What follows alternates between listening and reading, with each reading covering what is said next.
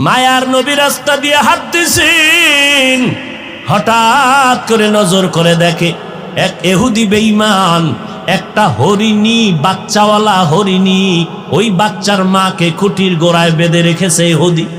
হরিণীটাকে 3 দিন খুঁটির গোড়ায় বেঁধে রাখলো। মা পাগলের মতো হয়ে গেছে, বাচ্চাগুলোরে পেলাম না, দুধ দিতে পারি না, কলিজা ছটফট করে।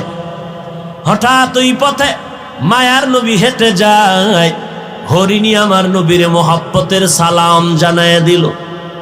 সালাম জানাই আবদার জানায়, রহমতের নবী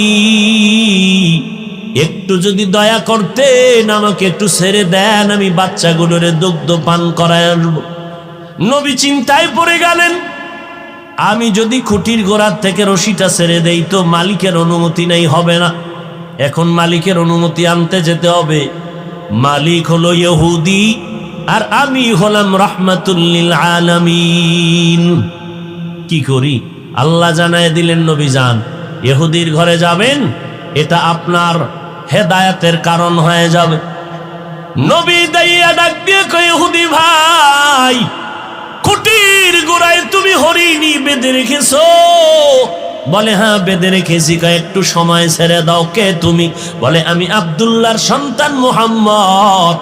বলে আমগো বংশের লিডারেরা মোহাম্মদ রে খুঁজে মারার জন্য, তুমি সেই মোহাম্মদ নি?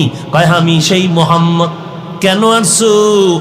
বলে হরিণীটারে 3 দিন বেঁধে রাখছো। বলে হ্যাঁ, একটু যদি ছেড়ে দাও বাচ্চাগুলোর দুগ্ধ পান করাইয়া চলে আসবে। ইহুদি ডাক দিয়ে কয়, রে আব্দুল্লাহর সন্তান, আমি শুনছি আব্দুল্লাহর ছেলে মুহাম্মদের সবাই পাগল বলে, আসলেই তো তুমি পাগল।